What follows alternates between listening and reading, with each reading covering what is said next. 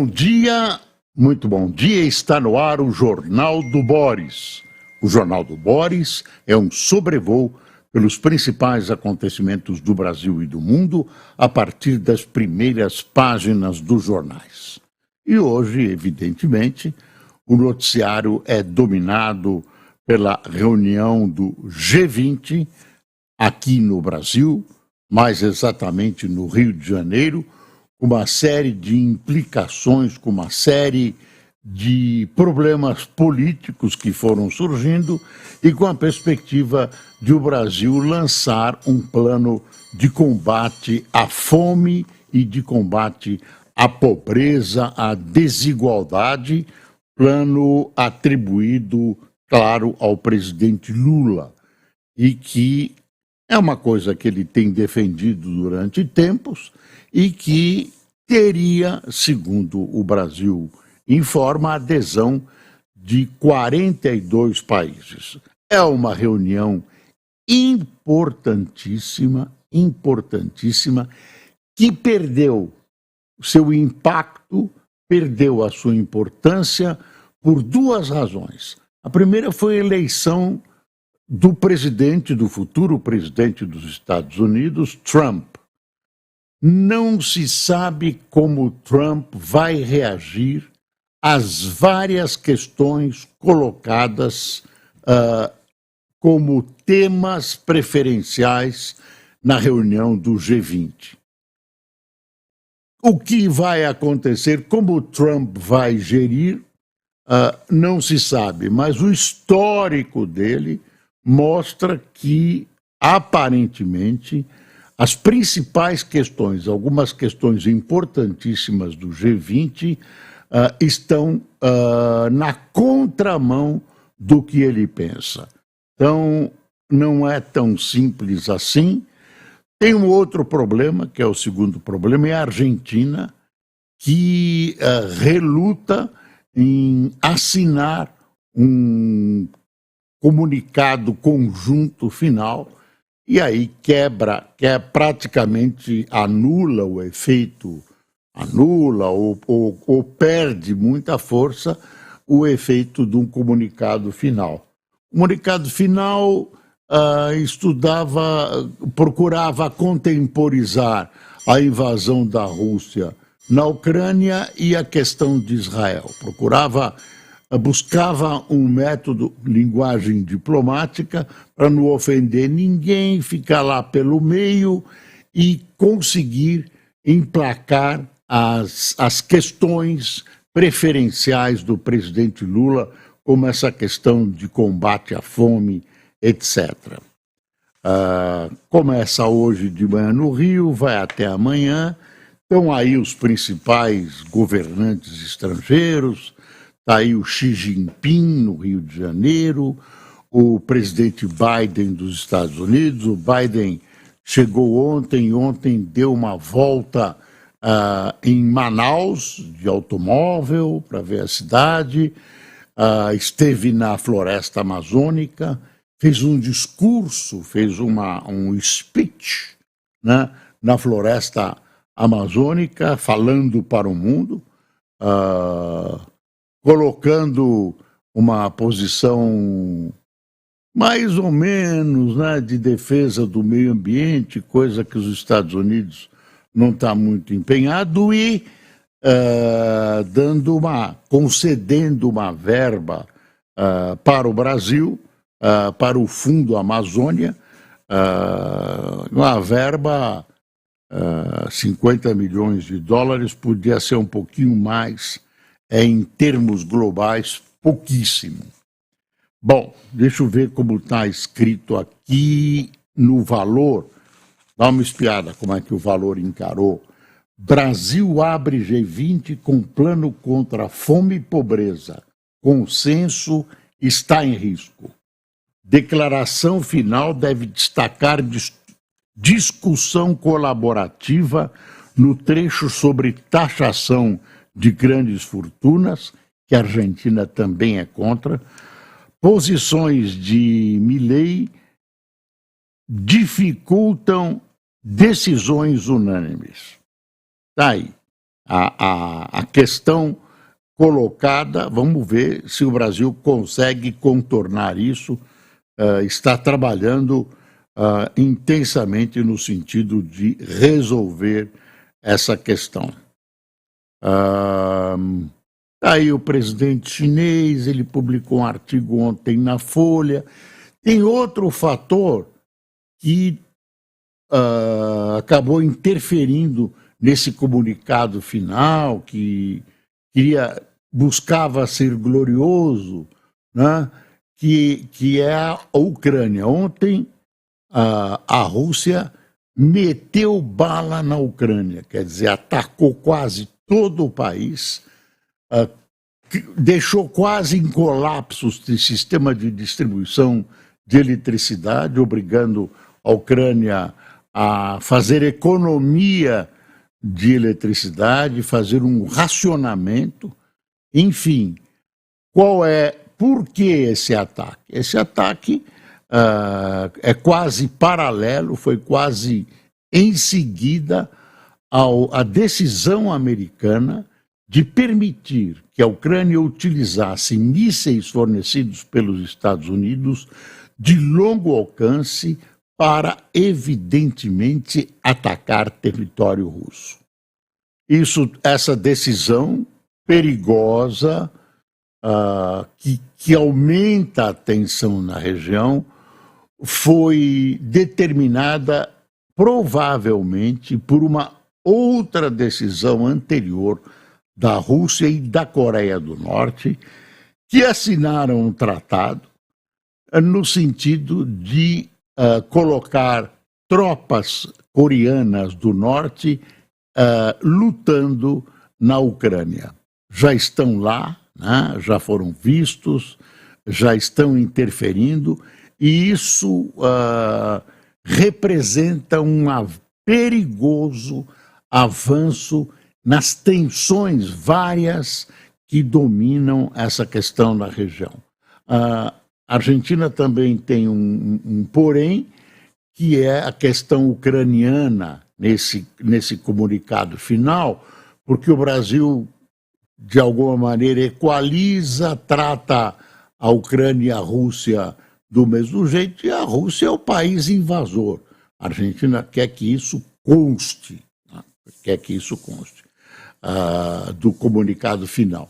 Agora, o Milei está com tudo, foi recebido numa festa de gala no fim de semana pelo presidente Trump. A Argentina recebeu a visita do Macron, que também está aí. Enfim, Biden autoriza a Ucrânia a atacar a Rússia com míssil de longo alcance. Aí deu o valor, deu destaque. Vamos ver as manchetes dos outros jornais. Brasil recebe G20 sob pressão de Argentina e crise na Ucrânia, que nós acabamos de contar para você. Nova fase do conflito na Europa e bloqueio de Milei podem azedar cúpula que começa hoje. E aí tem uma foto, né, do presidente Biden, lá em final de governo. Lá chamam esse presidente final de governo de pato manco. Joe Biden discursa em Museu de Manaus, primeira visita de um presidente americano em exercício à Amazônia brasileira. Está aqui, né? E aí tem uma foto melhorzinha. Em passagem por Manaus, com a filha e neta, Biden encontrou indígenas e anúncio de 50 milhões de dólares para a Amazônia antecedeu decisão militar. Antecedeu, Aqui ele, na floresta amazônica. Deixa eu dar um pulo na realidade brasileira.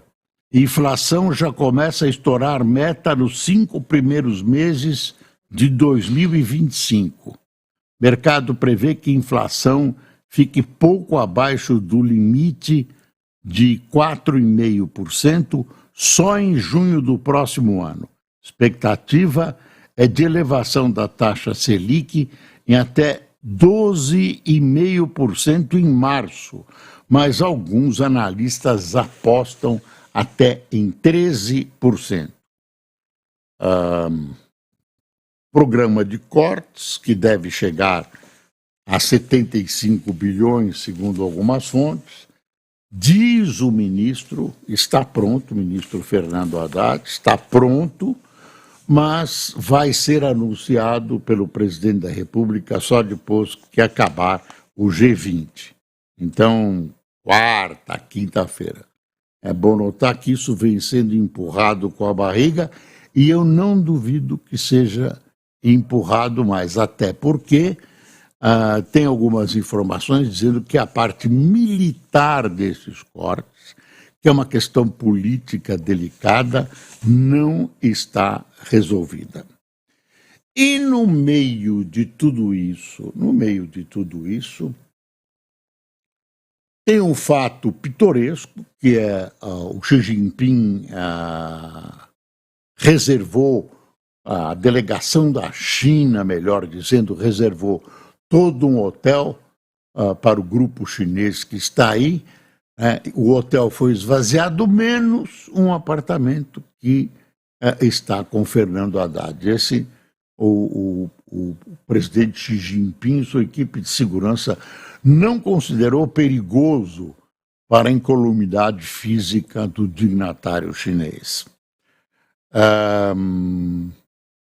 Quer ver? Tem mais uma coisa aqui, antes de eu apresentar. Não aceitaremos paz ditada pelos russos e seguimos ao lado de Kiev. No Brasil, para o G20, o chanceler alemão reforça apoio de seu país à Ucrânia e refuta qualquer acordo imposto pelos russos. Paz sem liberdade se chama opressão e paz sem justiça se chama ditadura. Scholz espera manter cooperação com os Estados Unidos após a vitória de Trump e defendeu o direito de Israel se defender contra o Hamas, o que inclui a Alemanha como fornecedora de armas no país. Aí o Olaf Scholz, colocando a posição alemã, que é a principal economia da Europa. Dá uma espiadinha o que acontece aqui no globo. Enquanto parece que o Lula está brigando com a Argentina, o governo anuncia acordo para importar gás da Argentina. Você vê que o comércio resolve muita coisa. Aí o presidente Milei está encrencado com o Lula, um fala mal do outro, etc., etc., mas os interesses, ainda bem, interesses comerciais, interesses econômicos prevalecem sobre essas mesquinharias, nem sempre, mas mesquinharias. No caso Milei, Lula, mesquinharias de caráter político. Mas eu estava falando num segundo incidente, num segundo fator, foi a Janja. Você viu, a Janja perdeu a compostura. Primeira-dama, espera-se dela a manutenção de uma compostura inerente ao cargo, inerente à posição que ela ocupa, né? A Janja tem participado muito mais do que se esperava das questões políticas, da ordens, enfim. Ela é intranquila nessa coisa de ficar de primeira-dama mesmo, como uma figura quase que decorativa, cuidando da benemerência, né, na presidência da República, etc., etc. Ela é ativa e ela soltou um palavrão em inglês destinado ao Musk. Fuck you. F, três pontinhos, F, três pontinhos, C, for, não tenho nem coragem de repetir. Eu não quero repetir. Deve ter crianças, mas é chocante que uma primeira-dama de um país do tamanho e da importância do Brasil, numa ocasião importante, né, quando havia essa preliminar do G20, que vai apresentar sugestões ontem, no encerramento, no meio desse certame, vem ela e mete o bedelho, né, com um palavrão hostilizando o bilionário Musk, que é agora um dos principais assessores do futuro novo presidente americano, Trump. Quer dizer, ela criou um embaraço para o Lula. Não é uma coisa que vai prejudicar as relações, etc., etc. Musk respondeu dizendo, olha, eles vão perder as futuras eleições, o Lula vai perder as eleições e tudo. Na hora que isso saiu, deu um maremoto entre os diplomatas lá, o pessoal se assustou, mas o noticiário agora mostra que as coisas estão se acomodando, está reduzido a verdadeira gravidade, mas olha, com todo o respeito, dona Janja, é uma molecagem. O Lula diz, olha, não devemos xingar. Claro, ele ficou entre reagir à esposa, ao que a esposa falou, como ele devia ter reagido, né? E levantar mais a voz para uma demonstração de que ele condena esse tipo de manifestação. Ele condenou mais lá de maneira muito calma. Também ele ficou emparedado por essa situação constrangedora da primeira-dama soltando um palavrão em cima das figuras mais importantes hoje do futuro governo americano. Deixa eu ver aqui mais coisas. Tem um livro infantil, na frente russa. O governo Putin já imprimiu um abecedário patriota para distribuição em Kharkiv, área da Ucrânia, que não faz parte da lista conhecida de objetivos de guerra da Rússia no país vizinho, que teve anexação decretada. A capital da região homônima é a segunda maior cidade ucraniana. Aí é um livrinho infantil mostrando os elos com a Rússia, mordendo pelas bordas da idade, né? Começando por convencer as crianças da bondade com que a Rússia encampa, sei lá, 1/3 do território da Ucrânia. Enfim, é um horror o que está acontecendo lá. Infelizmente, o Brasil acaba ficando do lado da Rússia. Vamos ver se o presidente Lula consegue dar uma respirada internacional, né? Se esse G20 consegue dar uma transformada nessa tacanha política exterior brasileira, vergonhosa política exterior brasileira, que tem como parceiros Rússia, Irã, Coreia do Norte, Nicarágua, Cuba.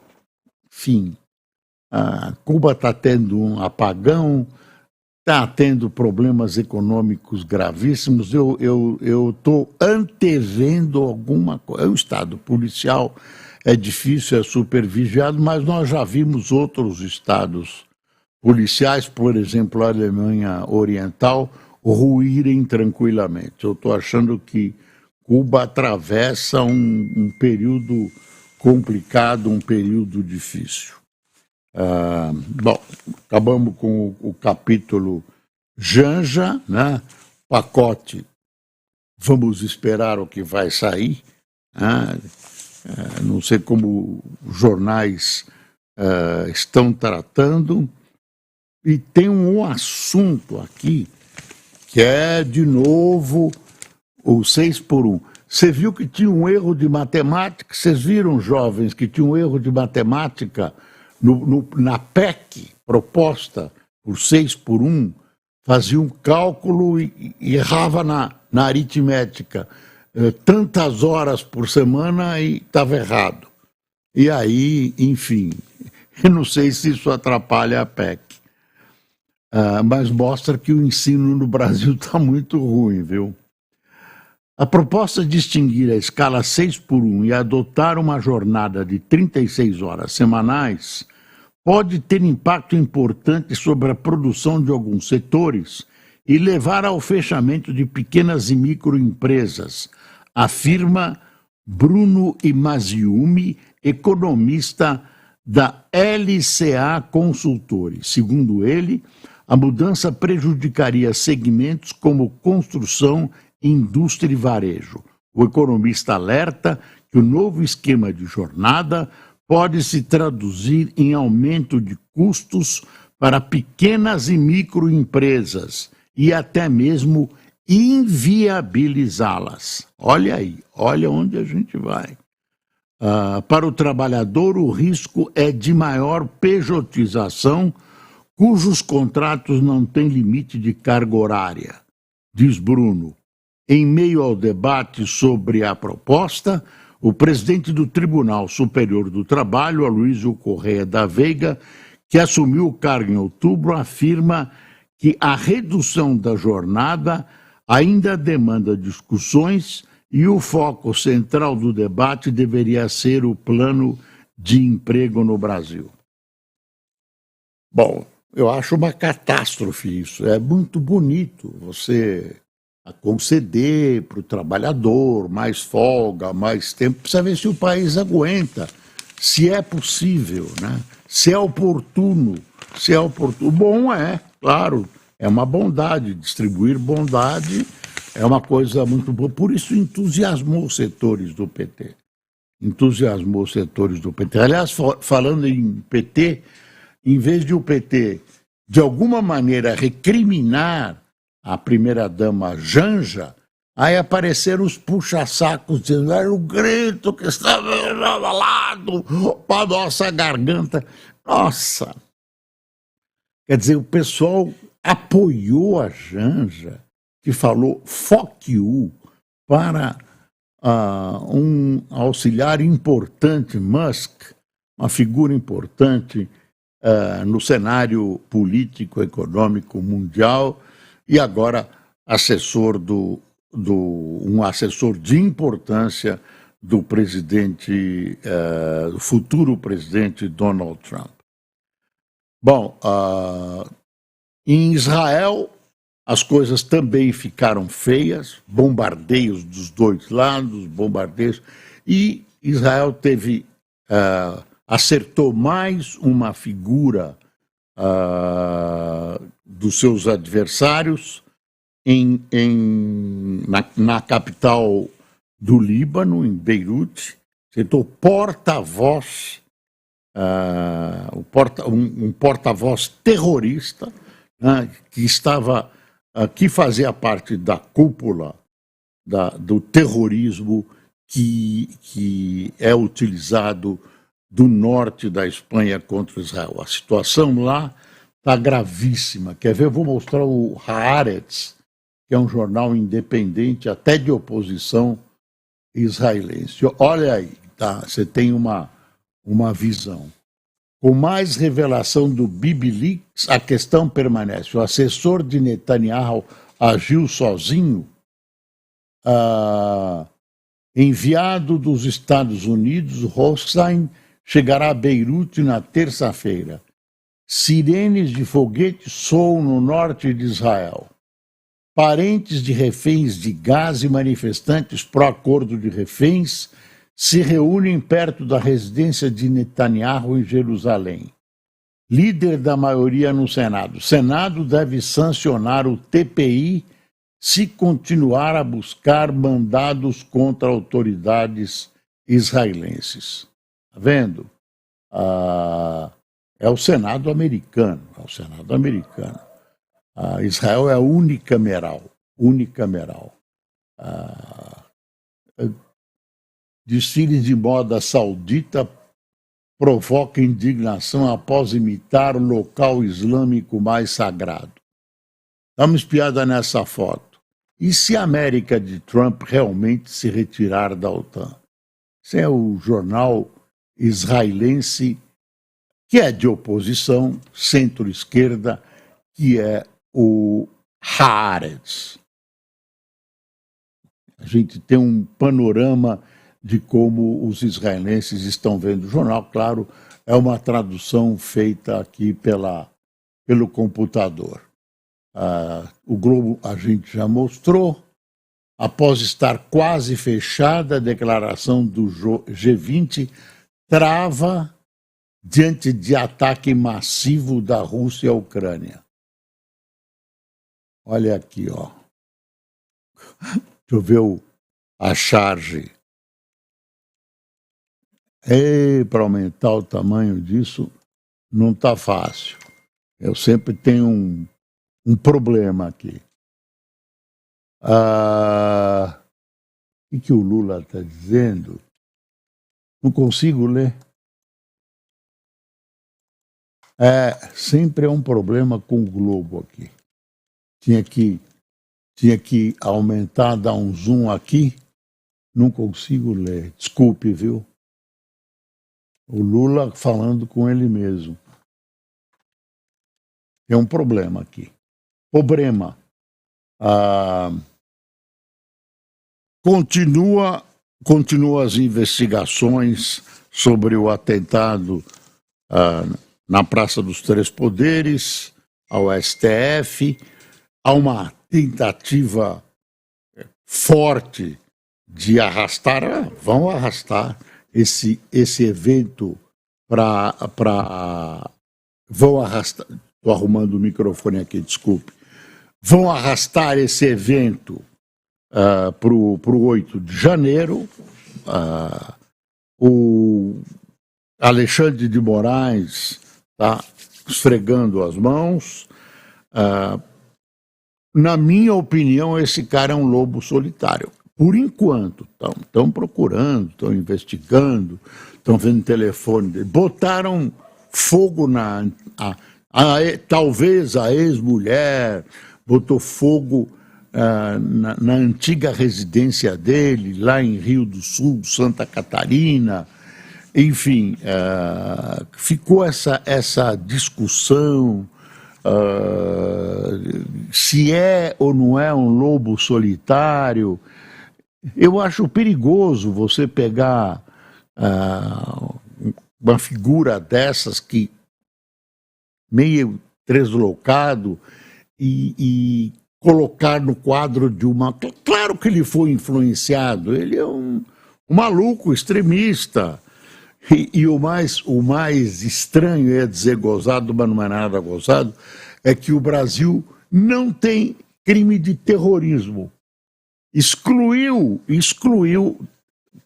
política de terrorismo para evitar que manifestações políticas, MST e tal, fossem enquadrado. Quando se votou a lei do terrorismo, as esquerdas brasileiras, lê-se PT, resolveram restringir terrorismo a uma exclusão do que fosse político nessa intenção de usar esse terrorismo contra a população. E aí o Brasil não dá para enquadrar esse cara em terrorismo, esse Vanderlei, não sei das quantas, não dá. Bom, enfim, deixa eu ver se tem mais alguma coisa. Claro que tem, a gente não tem tempo.